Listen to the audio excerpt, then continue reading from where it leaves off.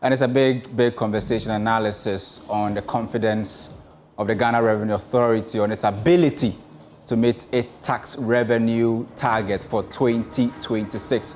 We'll subject every data or figure to some form of analysis here on Beyond the Numbers. On the the touch screen right now is the boss of GRA, Anthony Sapon, who is very confident that the Ghana Revenue Authority is capable of meeting its revenue targets for this year.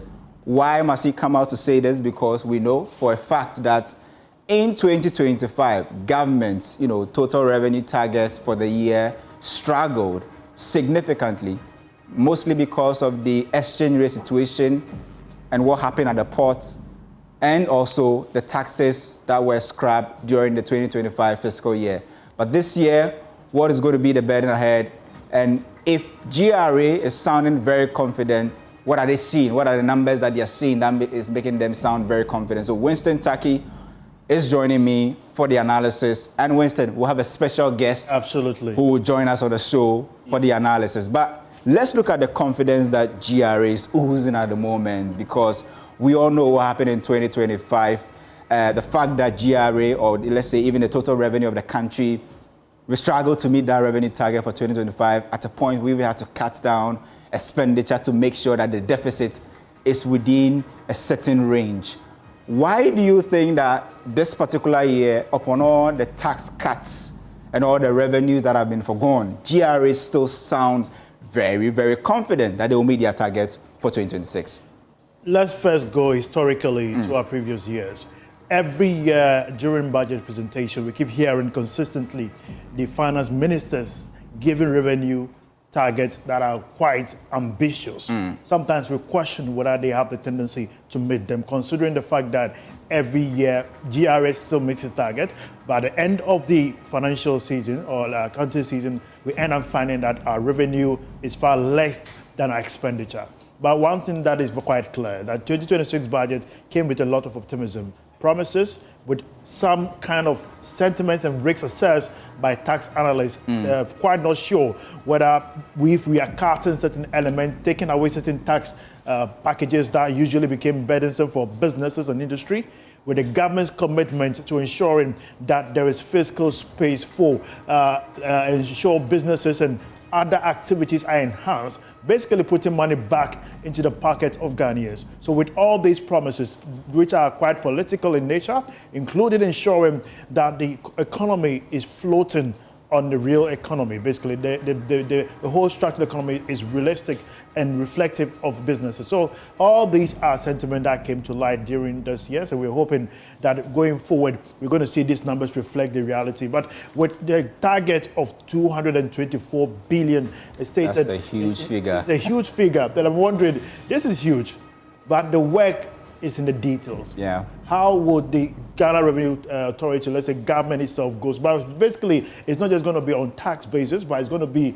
on several reforms that they've instituted with commence on the 1st of January. Already we've seen market reaction from the Ghana Traders Union and most sentiment going forward. Today we've seen some key elements being called for, not just on fuel prices, although we saw what has happened today on crude oil, on petrol, and most of the agencies calling, because although there are some tax elements, that let's not forget the recovery debt that was one city, that was the additional levy on the export price of fuel. On fuel, all of them are cumulatively something that we can rely on.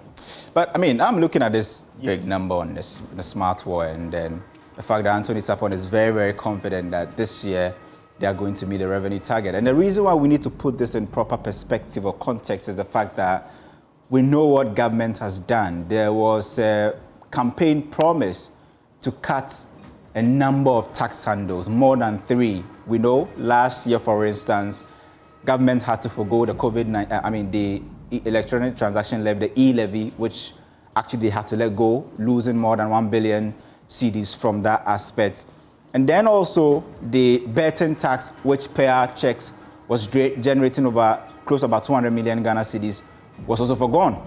And this year, on top of that, the VAT has been restructured. And if you know our tax revenue really well, one thing that you don't joke with is the VAT component of the tax revenue, because if you joke with that, your tax revenue is going to fall. It's a big component of the tax revenue you get every year. But it was also important that government did that reform or restructuring they did because of the cascading effects of how our VAT was structured. So we had to, the VAT had to go through some surgical process where they had to take away the COVID-19 out of it, take NHIL and the Get Fund levy, yes. Exactly, to make sure that when you are calculating from the base, you don't add some of the tax. Businesses were complaining. And for government to be able to do that, many have said that, well, this is good, although it took government about 1 year to do that. But we should understand the technicalities involved and how, doing this will also affect. They needed to look at, the other alternative.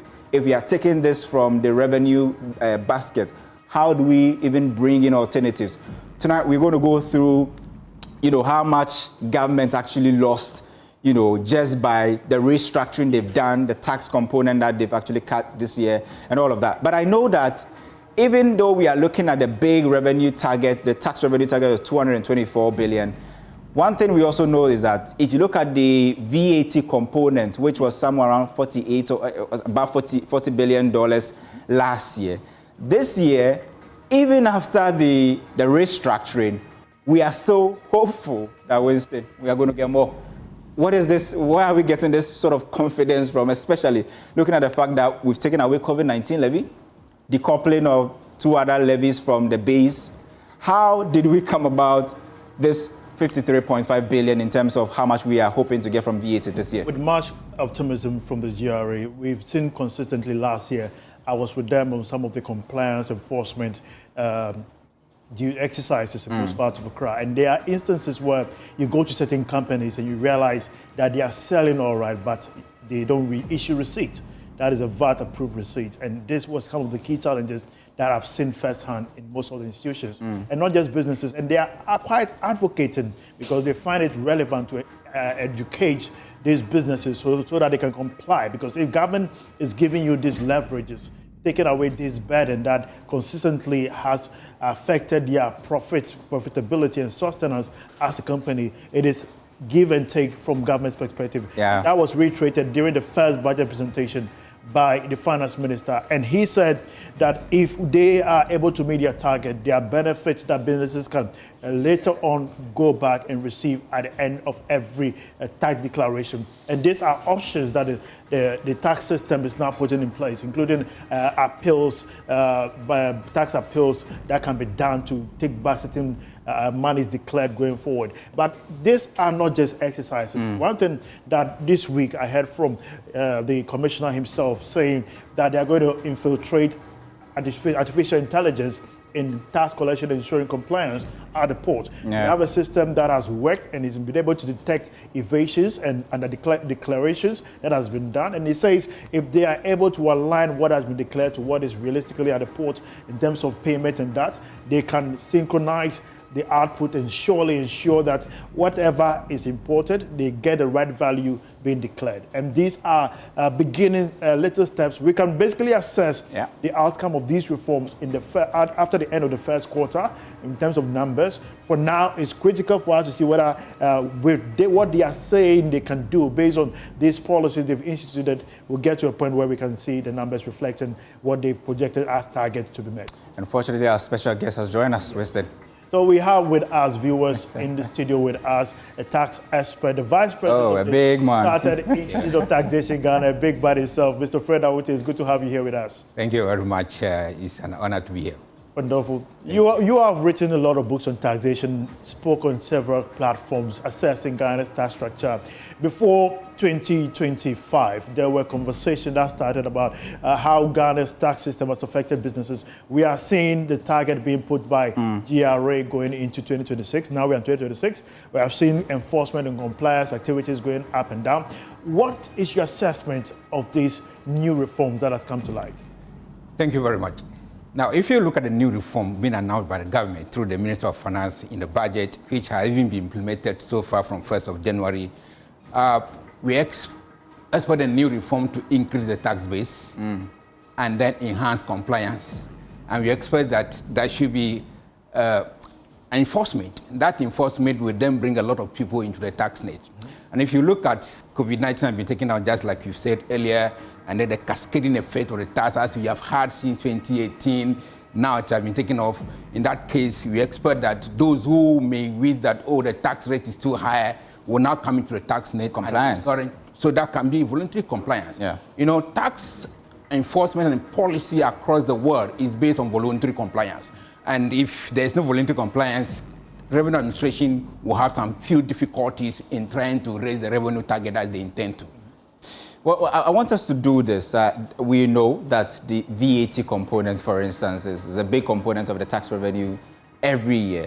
But looking at what government has done with the scrapping of various tax handles and all that, I want us to look at the cost. And this is what the data that the Ghana Revenue Authority itself furnished the IMF. If you are looking at the removal of the COVID-19 levy and folding of the NHIL and Get Fund levies into the VAT, the estimation from the Ghana Revenue Authority based on the data they gave to the IMF is that, well, just by doing this, we are forgoing about 5.3 billion Ghana cedis. I want us to look at another amount or money that we are forgoing, which is the raising the VAT threshold from 200,000 Ghana cedis to about 750,000 Ghana cedis. Calculation shows that just by doing this, the government is also forgoing some 290 million Ghana cedis. How do we plug, this hole that we have created in terms of the tax handles that we've taken out and some of the threshold that we have to actually increase? Good. Now, we look at the taxes which we are foregoing, which is the 219 million and then the 5.3 billion you have just looked at. But all of this was because of the restructuring of the VAT Act. Yeah. However, if you look at the new VAT Act, though the threshold has moved from 200,000 to 750,000, this applies to only supply of goods. So when I'm selling goods to somebody, a customer, a supplier is supplying goods to somebody, a customer, then if he meets the threshold of 750, you will charge the tax. But this does not apply to services. So that also means that services which were actually within the 200,000, that threshold has been removed. So that particular point, that particular service sector will now bring in certain revenue which will then compensate for the loss of revenue in terms of the threshold. Then if you also look at the VAT Act, the new VAT Act at 1151, which has been passed and then been in motion now, you will notice that formerly when you supply services to, free zone, now it's zero rated. But now if you supply services to free zone, the tax will be there. Yeah. So that also will come to compensate for the loss of revenue in terms of the removal of in terms of the increase in the threshold.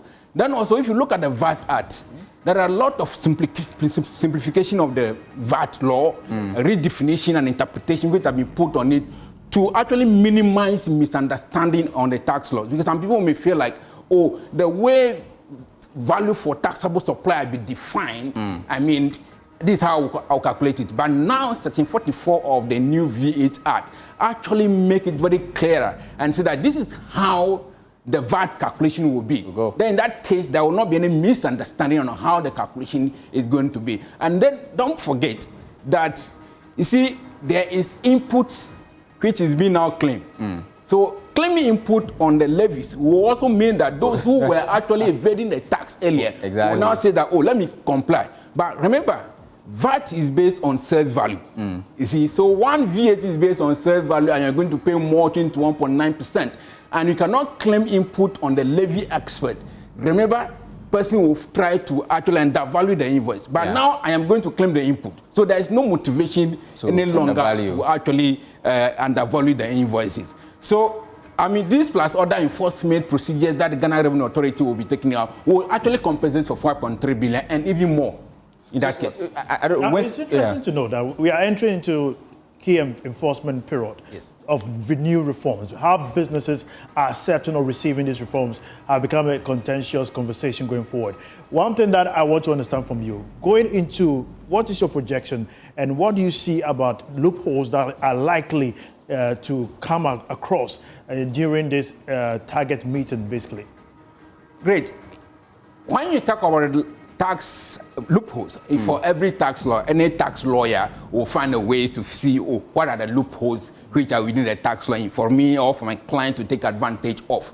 But notwithstanding that, the law also make provision for recharacterization, Commissioner General to take necessary actions in that respect.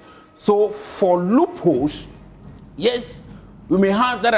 If you look at the current act, there are few complexity in and there. Yeah. So those complexities, somebody will try to take advantage of them. But another issue will be somebody will try to evade. Although the tax law make provision against evasion of the VAT Act and penalty and administrative penalty and even prosecutorial penalty for that, there will be persons who may even want to evade the tax. That may be also a person who may want to even avoid the payment of the tax in that altogether. So in this case, what will be needed is proper enforcement and then actually tax education. Now, talking about enforcement, I have a couple of figures that I want us to go through. I'll show you each, data, then I'll ask you questions on it. The first one has to do with, we spoke about the amount being forgone, right? If you add this 219 million Ghana cedis to about 5.3 billion Ghana cedis, that's about, let's say, roughly 5.5 billion that is being forgone, right? Let's see how GRA, or Ghana Revenue Authority, is telling the IMF how they are going to close the gap. Let's look at the various interventions or where they are looking at as a source of alternative. The first one has to do with the, change in the VAT on real estate from flat rate to standard rate. So currently, the restructured VAT, there will no longer be any flat rate anymore. So it means that those in the real estate are going to pay the standard rate. And the estimated income from this, new arrangement is that GRA is hoping to get 242 million Ghana cedis from that. Is it too high? Even in answering that question, I also like to add that difference between the standard rates and possibly the flat rates. Someone who is watching for the first time for purpose of education. Yeah. Good. When we say flat rates VAT, what it means that there is a straight levy, 4%, 5% for the real estate suppliers. Yeah. So your total revenue, what you are selling, you apply a flat rate of 5% on it if you're a real estate supplier. In this case, it means that it makes your VAT system, simplified. So you don't need to say that you're claiming any input, any calculations. So if your sales value, like maybe you have sold about 100,000 today, you just add 5% on it and then pay that, remit that 5% to Ghana Revenue Authority. But when we are talking about the standard rate VAT requires that the sales you have made on which the tax you have applied on it, which we normally call output tax. Then when you are making that sale, remember you have purchased some product before making the sales. So the product you have purchased, you have paid some tax on it from your suppliers. So that tax you pay, we call it input tax. So when you have that input tax and then you have the output tax, which is the sales that you have made and the tax you have calculated on it, the difference between will give you a net tax. That calculation and the analysis is what we normally call standard rated tax, VAT. That is different from that of the flat rate, which means that you just apply the 4% or the 5% on it and then you're fine. You don't need to claim the input tax. So I would say that that is the difference between the flat rate and then the standard rate. Yes. Now, in terms of this number, the expected inflow as a result of the restructuring where the real estates will no longer be paying the flat rate, but will be moved or migrated onto the standard rate system. I'm asking, is it too high a target for Ghana Revenue Authority? And if they are not able to get this, how is it going to affect their revenue target for 2026? When you ask me, as somebody who has been in the tax system, both a practitioner aspect of point and then also practicing as a lawyer, tax lawyer, I will tell you that, also a chartered accountant, I will tell you that the 242 million increase from this particular is at the lower side. Is at the lower Look, side. there's a lot of real estate which has come out. So on the basis of that, if everybody is complying and enforcement is there, and Ghana Revenue Authority is actually enforcing it and getting the taxpayers to understand the mechanisms of the VAT, the 242 million will be at the lower side. That is my view. There's another, place that the Ghana Revenue Authority is looking at in Winston. is the change of domestic VAT from the flat rate, to the standard rate. That is also the expecting some 180 million Ghana cedis from that aspect. Too high? Too low? I do not think it's too low. So just like you look at the real estate, you see, one thing we know is that we are a consuming country. We produce a little bit of food. So most of the people who were on flat rates will now graduate to the standard rate. The only challenge with this is that the flat rate only apply between, formally, only apply between 200,000 to 500,000. So it has a very small group of people. Now, these people have now been, the threshold has now been moved to 750,000, eliminating those who are below 750,000. So in this case, that will be a challenge in a certain way, but I do not think that that will lead to not meeting this target as compared to that of the real estate. Real estate, one house alone, when you sell it, is more than 750,000. So for that matter, you cannot say that you will be below the 750,000. So you feel the real estate is real? Yes, in that case, however, for the real estate, definitely they will meet the target. The problem will be the compliance, that of the sale of goods. Okay. But you see, if you do not meet the target of the 750,000, you will automatically be graduated to what we call modifier-based taxation, which is 3%. Because if you're not within the threshold, the law requires that you have to be graduated to modifier-based taxation. And that modifier-based taxation is also taxed, although it is not VAT, it is income tax. Whichever way you look at it, it is taxed. And that can also help to compensate for this increment they're anticipating to take from there, from that. I think this is where, Winston, it gets scary, because if you look at this projections and how we're going to close the loopholes as a result of the taxes we've scrapped, look at this aspect, right, where the GRA tells the IMF that if you look at the introduction of the modified income tax scheme for small taxpayers that fall below the new VAT threshold, the new review, GRA, is projecting they could get about 1.2 billion in addition. How realistic is this as well? You see, when you look at as a tax lawyer, we have a particular issues on the modified, the way the law is as it is. We think that it should be expanded even to cover professionals. Okay. But as it is now, and with the projection that they are doing, I think they can easily raise the 1.2 billion. That will not be a problem. Look, there are a lot of people who do not actually pay the tax. But it's not because they don't want to pay. It's because, one, there's nobody who's reaching out to them. They do not know the tax, where to pay, and how to pay the tax. And there are people who will say that I want to comply, but I don't know how I'm going to do it. But with this sustained education, which Ghana Revenue Authority is doing, and then we, Chartered Institute of Taxation, also supporting them in order to make sure that education goes to the lowest level, and then the modifier-based taxation is being accepted. Remember, this modifier-based taxation has been in the system, has been in the law since 2016, has never been fully implemented. And this is the first time that Ghana Revenue Authority has taken the steps to fully implement this thing. So if this is fully implemented, remember, this is likely to be met, 1.2 billion, but this is the first time. We shouldn't be so ambitious to raise the 1.2 billion. However, I am not discouraged that they cannot raise the 2.2. You know the interesting aspect of, if you go through history, articles, many year by year, always GRA meets its target. That's one very interesting thing. But like I said earlier, by the peers, that the outlook, every time when the complete revenue basket is assessed, we always spend more than we have. Looking at government's ambitious programs in 2026, big push, all the capex expenditure. Yeah. Last year we didn't spend much, but the government says we have to ensure fiscal discipline. 2026, we have debt obligations to fulfill. All these taken into consideration amidst our 224 billion target as our main revenue going into this year. What would you assess as one of the cautiousness that government have to take in order to ensure we don't risk going back to having loophole in our fiscal deficit? I think one thing that's enhanced tax compliance is enforcement. And one aspect of enforcement is tax audit. But education must precede tax audit. So must actually take take the steps.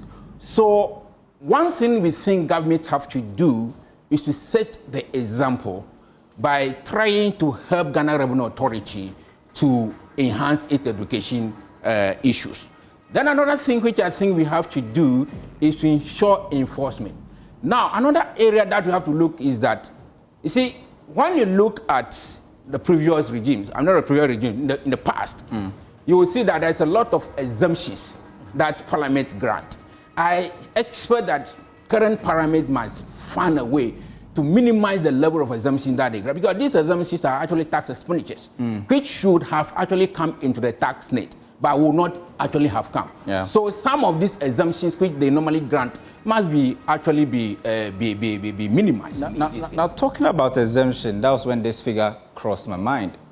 1.7 billion cedis is what GRA is hoping to add to the revenue kitty from where? From the removal of import VAT exemptions from 347 product lines. Yeah. How feasible is this? You know, when we talk about the VAT exemptions, particularly when you're looking at the imports, some of these things are linked to, are already in the law. So there's nothing you can do about them. So when you import, the HS code actually gives some exemptions, as well as the VAT Act also gives some exemptions. You can't do anything about them. And these exemptions are what we call tax expenditures. So you will definitely have to plan for them, that these are exemptions. And it's good that figures have been put on it. Then you plan towards it. So I think that it is not about the exemptions should be removed, but the exemptions help in certain aspects. For example, you cannot put tax on maybe water. I mean, these are products which we need. You cannot say that you're going to put VAT on cutlasses which we import, because we really need these cutlasses for our farm activities. So some of these products will definitely be exempted. So the type of exemption you're looking at is like a contract granted to giving to maybe a contractor. Why should we grant an exemption in that? Before we go, I want to get from you. Certainly, when this year began, Chartered Institute of Taxation Ghana, you have had your assessment of the VAT reform. Final words before we go. Well, my final word is that as a Chartered Institute of Taxation, though I am not representing, although I am the vice president for that matter, we have availed ourselves to Ghana Revenue Authority that we are going to collaborate with them. Because you see, tax revenue is a lifeblood of government. And government has no business doing business. The only way government can get money is through taxation. Okay. So for that matter, we are all for it. And in that case, we expect that Ghana Revenue Authority should collaborate with us. Government should also listen to Ghana Revenue Authority, and then we take it up from there. In fact, government is forgoing a lot of revenues, but it's also banging its hopes on compliance. And you can see that number on the smart wall. Compliance alone, GRA is expecting 1.6 billion Ghana cedis from improvements in compliance this year.